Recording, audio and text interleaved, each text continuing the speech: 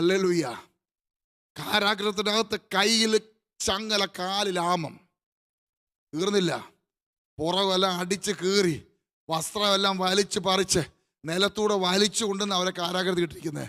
നിങ്ങൾ ചിന്തിച്ചു നോക്കിയേ, അവിടെ ശരീരത്തെ ചോര കൊണ്ട്, ശരീരത്തിലെ സ്കിന്ന് മുഴുവൻ പോയി, തൊലി മുഴുവൻ പോയി, വേദന കൊണ്ട് പൊളഞ്ഞ്, കയ്യിൽ ചങ്ങല, കാലിൽ ആമം. അവിടെ ഇരുന്ന് സാധാരണ എന്താ ചെയ്യേണ്ടത്? സാധാരണ പഴിക്കണം, സ്വയം പഴിക്കണം. ഓ ദൈവമേ, ഞാൻ ദൈവത്തെ സേവിക്കാൻ ഇറങ്ങിയിട്ട്, ദൈവത്തിൻ്റെ ശബ്ദം കേട്ടിറങ്ങിയിട്ട്, ഇതാണല്ലോ കർത്താവേ എൻ്റെ ഗതി, ഇതാണല്ലോ ഞങ്ങൾക്ക് സംഭവിച്ചത്. നാട്ടുകാരെന്തു പറയും, വീട്ടുകാരെന്തു പറയും, ദൈവമേ സമുദായക്കാരെന്തു പറയും? ഇതല്ലേ നമ്മൾ പറയേണ്ടത്?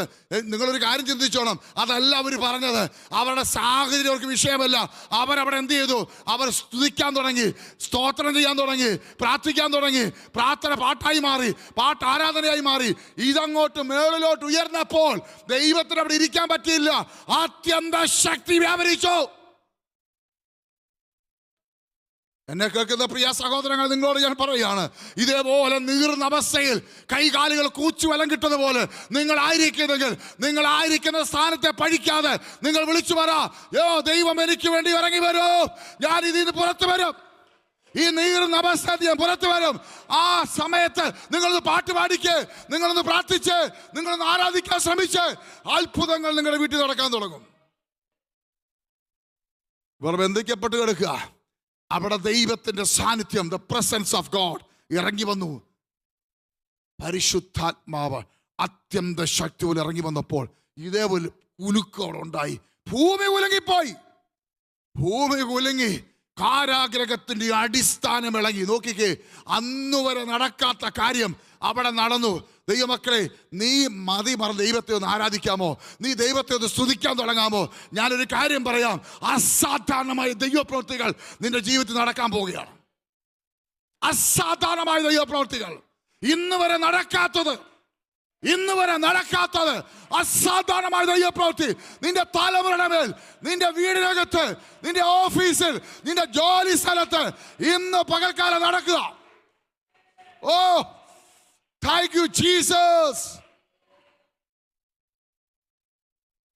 ഭൂകമ്പം, ഭൂമി കുലുങ്ങി, കാരാഗ്രഹത്തിന്റെ അടിസ്ഥാനം ഇളകി. കാരാഗ്രഹ പ്രമാണിയൊക്കെ ഓടി വന്ന് നോക്കിയപ്പോൾ കംപ്ലീറ്റ് ഭൂമി കുലുങ്ങി. കാരാഗ്രഹ പ്രാണി നോക്കിയപ്പോൾ ഈ സൈഡിലെ റാന്തൽ വിളക്കുകളെല്ലാം കെട്ട് മറിഞ്ഞ് താഴെ വീണു. എങ്ങോട്ട് പോയി എല്ലാവരും? അയ്യോ, എല്ലാവരും ചാടിപ്പോകരുത്, തന്നെത്താൻ കൊല്ലരുതേ എന്ന് പറഞ്ഞ് വിളിച്ചു പറഞ്ഞു. സ്വയം വാളെടുത്ത് കുത്താൻ ശ്രമിച്ച കാരാഗ്രഹ, കൊല്ലരുതേ, നിങ്ങൾ തനിയെ ചാവരുത്, ഞങ്ങളെല്ലാം ഇവിടെ ഉണ്ട്. ആരും പോയിട്ടില്ല, എല്ലാവരും ഇവിടെ ഉണ്ട്.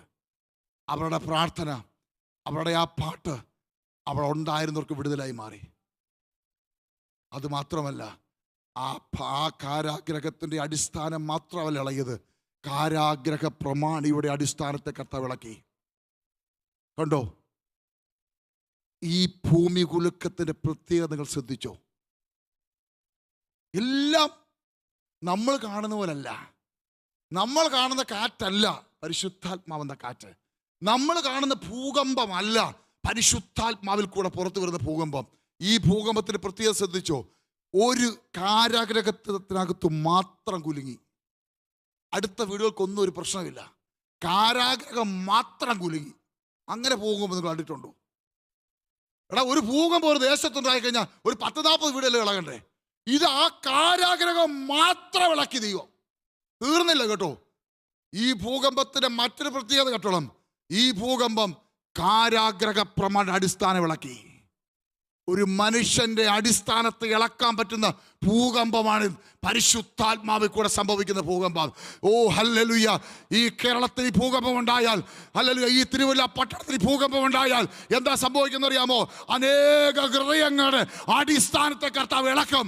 അനേകരുടെ അടിസ്ഥാനത്തെ കർത്താവ് ഇളകിയിട്ട്, യജമാനന്മാരെ, രക്ഷ പ്രാപിപ്പാൻ ഞങ്ങൾ എന്ത് ചെയ്യണമെന്ന് ചോദിച്ച് ആയിരങ്ങൾ ചാടി എഴുന്നേക്കും. അതാണ് ഈ ഭൂകമ്പത്തിന്റെ പ്രത്യേകത. അപ്പൊ നമ്മളൊരു കാര്യം ചിന്തിച്ചോണം.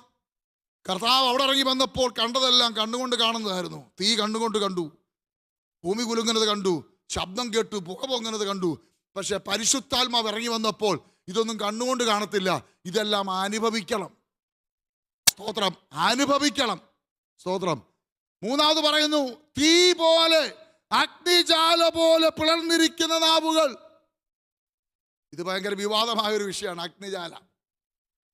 പരിശുദ്ധാത്മാവ് തീയാണോ? പരിശുദ്ധാത്മാവ് തീയാണോ എന്നുള്ള ഭയങ്കര വിവാദമാണ്. പരിശുദ്ധാത്മാവ് തീയല്ല. പരിശുദ്ധാത്മാവ് എണ്ണയുമല്ല. പരിശുദ്ധാത്മാവ് കാറ്റുമല്ല. ഞാൻ പറഞ്ഞില്ലേ, എല്ലാം കാറ്റ് പോലെ, തീ പോലെ. സ്തോത്രം. ഹല്ലേലൂയ. എൻ്റെ പേര് പാസ്റ്റർ സാമിന. ഒരാളെ വഴി വെച്ച് കണ്ടിട്ട് പറയാണ്, അയ്യോ പാസ്റ്റർ സാമിനെ പോലെ ഒരാളെ ഞാൻ കണ്ടു.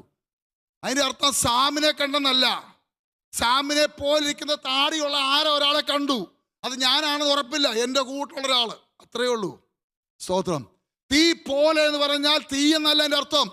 കാറ്റ് പോലെ എന്ന് പറഞ്ഞാൽ കാറ്റ് എന്നല്ല അർത്ഥം. എന്നാൽ തീ പോലെ എന്ന് പറയുമ്പോൾ തീയുമായിട്ട് സാമ്യമുണ്ട്. സ്തോത്രം. അത് കളർ കൊണ്ടാണോ ശക്തി കൊണ്ടാണോ എന്ന് 2-3 വാക്ക് ഞാൻ പറഞ്ഞിട്ട് ഓടിപ്പോകാം. സ്തോത്രം. ഹല്ലേലൂയ. ഹോരേബിൽ മോശയോട് ദൈവം സംസാരിച്ചു. എങ്ങനെയാണ് സംസാരിച്ചത്? ദൈവം ഇറങ്ങി വന്ന് സംസാരിക്കുകയായിരുന്നോ? അല്ല. അവൻ ആടിനെ തീറ്റിപ്പോയിക്കൊണ്ടിരിക്കുമ്പോൾ പെട്ടെന്നൊരു അസാധാരണമായ കാര്യം എന്ന് പറഞ്ഞാൽ, സാധാരണ കാര്യം തീ കത്തും എന്ന് പറഞ്ഞാൽ, മരുഭൂമിയിൽ കല്ലുകൾ കൂട്ടി ഉരസി ഉണങ്ങിക്കിടക്കുന്ന പുല്ല് തീ പിടിച്ചിട്ട് തീ കത്താം. അത് കാണുന്നുണ്ട്. സാധാരണ കാണും മോശ. അത് നോക്കി നിൽക്കുമ്പോൾ പെട്ടെന്ന് കത്തിയിട്ട് കെട്ടങ്ങ് പോവും. അങ്ങനെ ആ സാധാരണ കാട്ടുതീ അത് കെട്ടില്ലെങ്കിൽ പടർന്ന് പിടിക്കും, കാട് മുഴുവൻ കത്തും. മരുഭൂമിയിൽ അങ്ങനെ കണ്ടിന്യൂസ് കാടില്ലാത്തതുകൊണ്ട് മുൾപ്പടർപ്പുകൾ മാത്രം കത്തി അങ്ങ് തീരും. അങ്ങനെ ആ മരുഭൂമിയുടെ സിസ്റ്റം. പക്ഷെ ഇവിടെ നോക്കിക്കേ, ഈ മരുഭൂമിയിൽ ഒരു തീ കത്തുന്നുണ്ട്, പക്ഷേ അത് കെടുന്നില്ല. അസാധാരണമായ പ്രവൃത്തി കേട്ടോ. അതാണ് മോശ അങ്ങോട്ട് അടുപ്പിച്ചത്.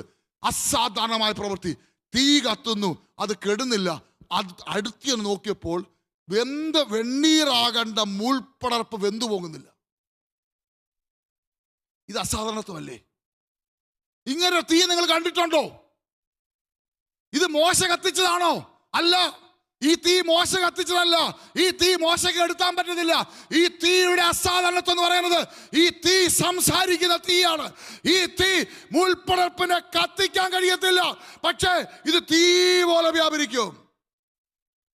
കണ്ടോ? സ്വർഗത്തിൽ നിനക്ക് തീയുടെ പ്രത്യേകത ഞാനീ പറയുന്നത്. നമുക്കിവിടെ കത്തിക്കാൻ പറ്റത്തില്ല. ഈ നമ്മുടെ ആൾക്കാർ ഇത് ചാടിക്കേറി എതിർക്കുന്നതിന്റെ കാര്യം, നമ്മൾ അടുപ്പി കത്തിക്കുന്ന തീയാന്നാ വിചാരം.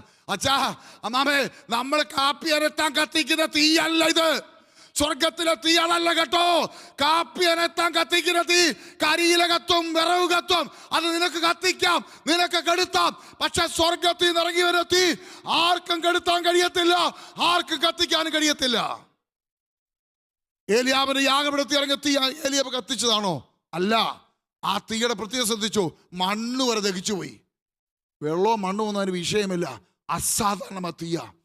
പെട്ടെന്ന് അടുത്ത തീയോടെ പറയാം. നരകത്തിൽ കത്തുന്ന തീ. അത് ന്യായവിധിയുടെ തീയ. ആ തീയുടെ പ്രത്യേകത ശ്രദ്ധിച്ചോ.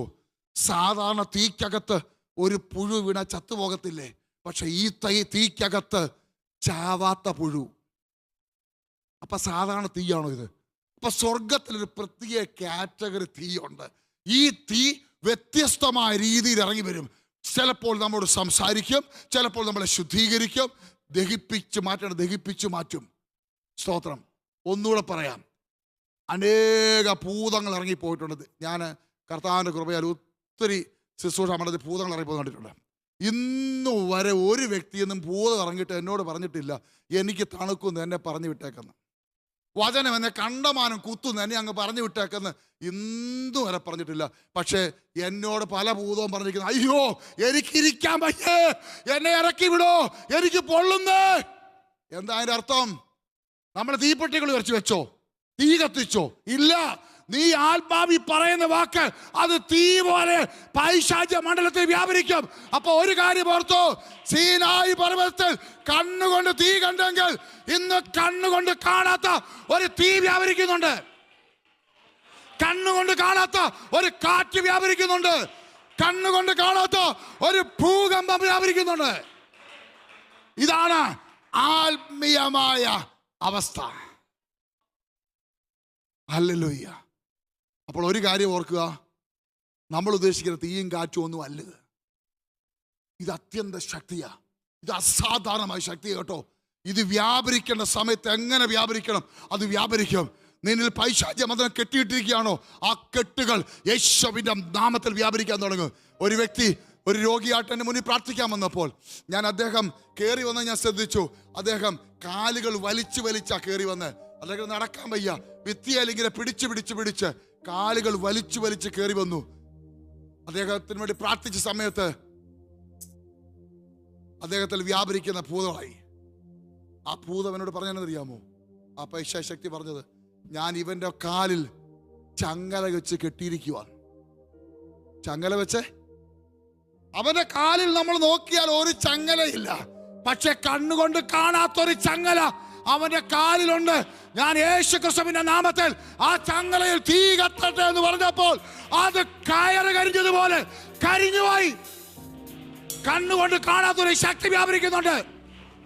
ഇന്ന് പകൽക്കാലം എന്നെ കേൾക്കുന്ന പ്രിയ സഹോദരങ്ങളെ, കണ്ണുകൊണ്ട് കാണാത്ത ഒരു ശക്തി നിങ്ങളിൽ വ്യാപരിക്കുന്നുണ്ട്. ദൈവ സാന്നിധ്യം വ്യാപരിച്ചുകൊണ്ടിരിക്കുക. നിങ്ങളുടെ ഭവനത്തിൽ ഈ തീ വ്യാപരിക്കുക. കാറ്റ് വീശേണ്ട സ്ഥാനത്ത് ഈ കാറ്റ് വ്യാപരിച്ചുകൊണ്ടിരിക്കുക. ഓ യേശുവിന്റെ നാമത്തിൽ ആ ചുമന്ന ഷാലിട്ട സഹോദരിയെ, ചുമന്ന ഷാള് ദൈവത്തിന്റെ ആത്മാ പറയുക, നിന്റെ വിഷയത്തിൽ സ്വർഗത്തിൽ അഗ്നി ഇറങ്ങുക. നിന്നെ കേട്ടിരിക്കുന്ന കേട്ടുപൊട്ടുക. ഒന്ന് എഴുന്നേറ്റ് നിന്നേ. മാനസികമായി ഭാരപ്പെടാൻ അത് കയറി വന്നേ. നിന്റെ വിഷയത്തിന് മറുപടിയാവും കേട്ടോ. സ്വർഗത്തിന്റെ അഗ്നി നിന്റെ മേൽ ഇറങ്ങുക. ദൈവ സാന്നിധ്യം വ്യാപരിക്കുക യേശുവിന്റെ നാമത്തിൽ.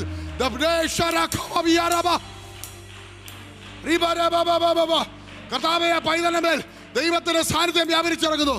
പൂർണ്ണ സൗഖ്യം വ്യാപരിക്കട്ടെ. സഹോദരമേൽ മാത്രമല്ല, ഇവിടെ ഇരിക്കുന്ന പല വ്യക്തിയുടെ മേൽ ദൈവ സാന്നിധ്യം വ്യാപരിച്ചുകൊണ്ടിരിക്കുക.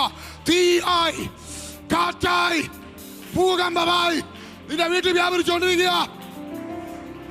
ഓ, കണ്ണുകൊണ്ട് കാണാത്തത് കണ്ണുകൊണ്ട് കാണത്തില്ല. നിന്റെ തലമുറയുടെ വെള്ളക്കെട്ട് കണ്ണുകൊണ്ട് കാണത്തില്ല. കണ്ണുകൊണ്ട് കാണാത്ത അഴിക്കണമെന്നുണ്ടെങ്കിൽ കണ്ണുകൊണ്ട് കാണാത്ത ശക്തി വെച്ച് പറഞ്ഞെങ്കിൽ മാത്രമേ അത് അഴിയത്തുള്ളൂ. ഓ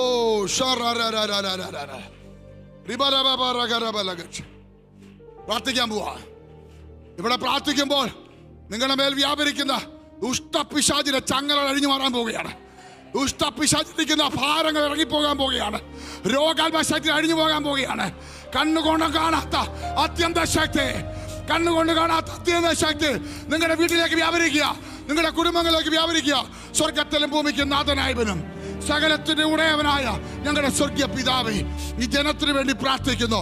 അവിടുത്തെ അദൃശ്യമായ കരം ചലിക്കട്ടെ. തീയായി അവരുടെ ഭവനത്തിൽ വ്യാപരിച്ചിറങ്ങട്ടെ. ഭൂകമ്പം ഉണ്ടാകട്ടെ. കാറ്റ് വീശട്ടപ്പ. അത്യന്ത ശക്തി കുടുംബങ്ങളിൽ വ്യാപരിച്ചിറങ്ങട്ടെ.